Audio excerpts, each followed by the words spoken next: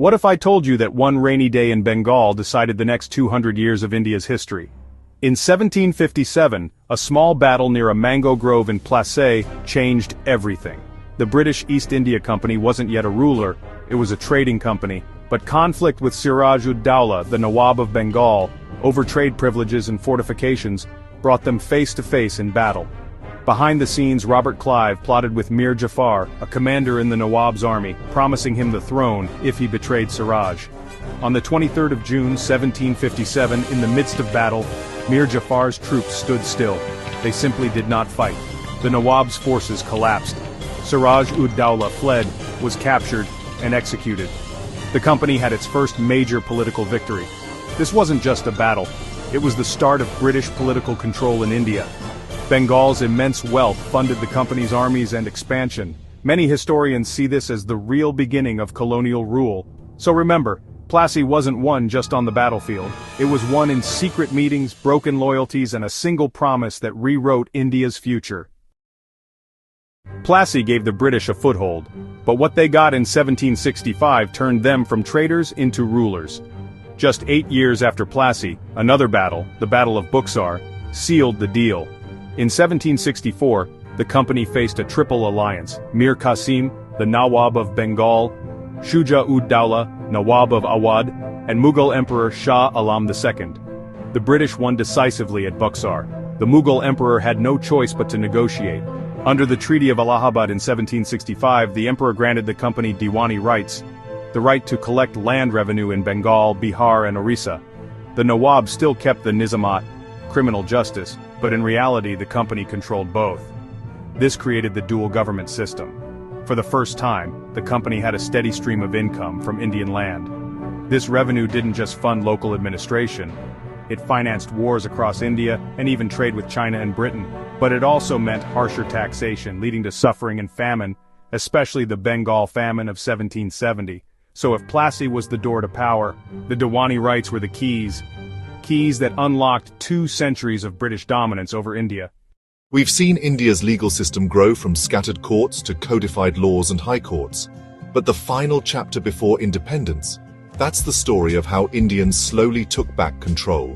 The Montagu-Chelmsford reforms of 1919 introduced diarchy in provinces, splitting subjects into transferred, handled by Indian ministers, and reserved, controlled by British officials.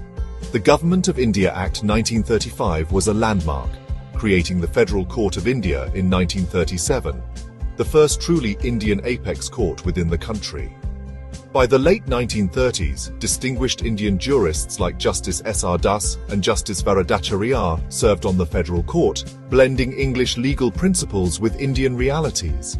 Courts became platforms for testing colonial laws. Lawyers like Gandhi, Motilal Nehru, and Ambedkar used their legal training to influence politics and constitutional thought. World War II and growing nationalist pressure pushed Britain to promise full independence.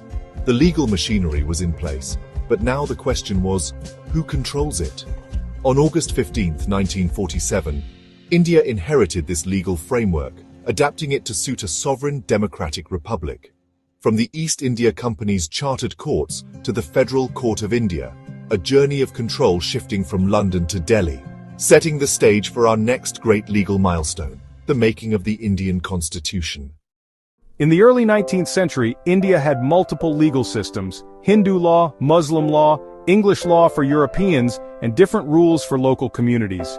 This created confusion and unequal justice.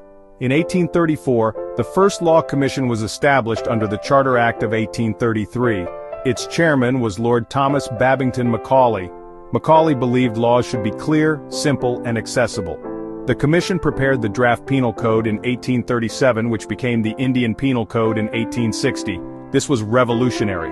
One single code applicable to all, irrespective of caste, religion, or community.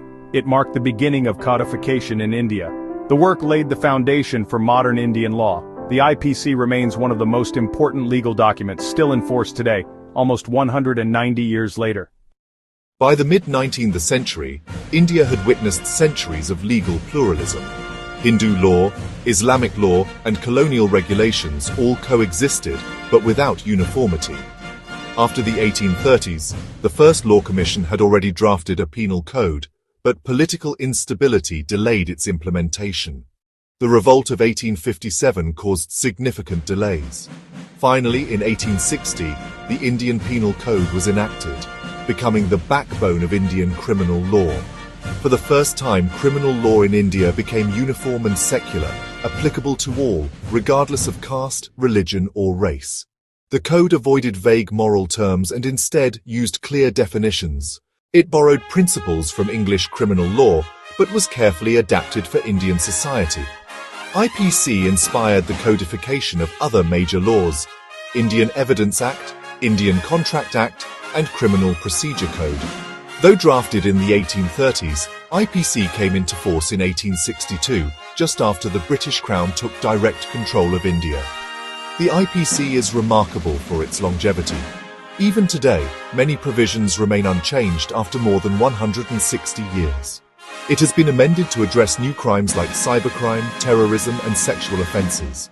The Indian Penal Code was not just a law, it was a blueprint of modern Indian legal identity, transforming India into a nation governed by one criminal code.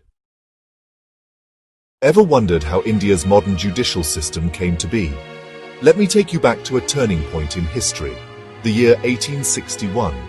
After the revolt of 1857, the British Crown took direct control of India, and suddenly, law and order became the big priority. But the legal scene was a mess. In the presidency towns, Calcutta, Bombay, and Madras, there were fancy supreme courts. Everywhere else, the company ran Sadar courts for appeals. 2 sets of courts, 2 kinds of laws, and a lot of confusion. So, the British Parliament decided it was time for a change. Enter the Indian High Courts Act of 1861.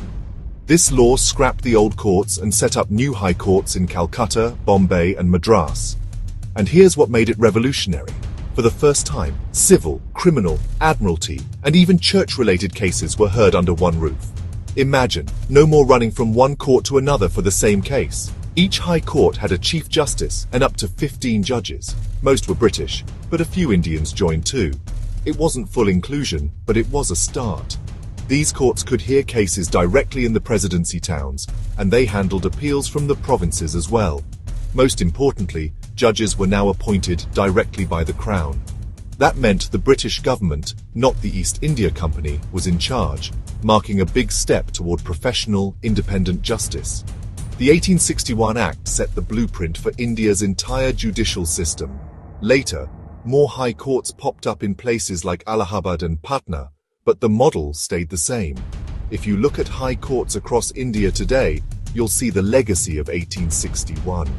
So, the next time you think about India's courts, remember, the journey to an integrated, independent judiciary started with one historic act. That's how the seeds for the Supreme Court of India were sown.